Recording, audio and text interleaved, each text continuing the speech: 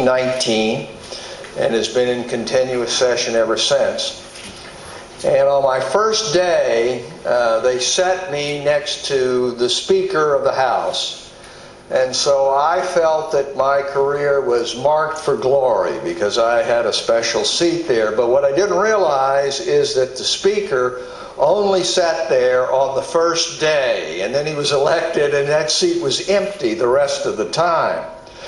But I talked to him. His name was John Warren Cook, and he was not the grandson or the great-grandson, but the son of a Confederate officer on General Lee's staff. And I said to him, "Well, Mr. Speaker, I saw your biography and I see that you came to the House of Delegates in the same year I was born."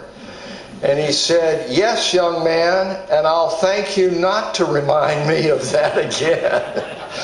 So I feel a little bit about that way, Andrew, in terms of when I was here as a Fulbright. That same sort of thing was said down in Hyderabad to a group of students.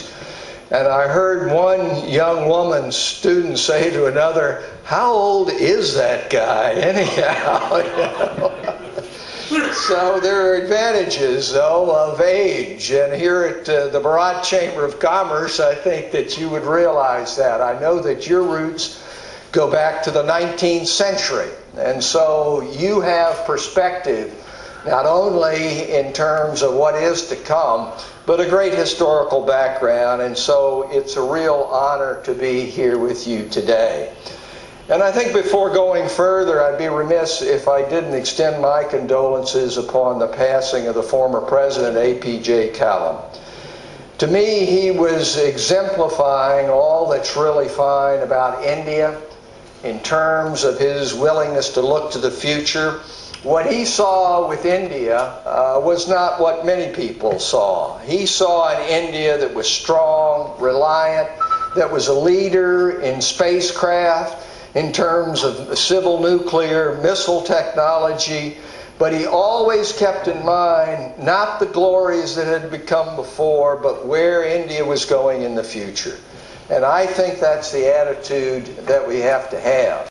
Well, there were a lot of things that happened. One of them is that the Indian American community became very vibrant in the United States, not only in terms of business, in terms of the professions, but in terms of political life. Two of our governors are now Indian Americans. The Surgeon General of the United States is an American.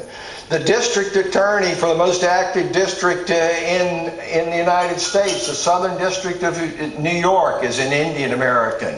We have judges who are Indian Americans, and now our own Rich Verma, a good friend, is the ambassador from the United States to India and doing a terrific job and bringing to that job what is the strength, I think, of the United States, and that is the strength of our diversity, one which we share with India, and we should glory in that.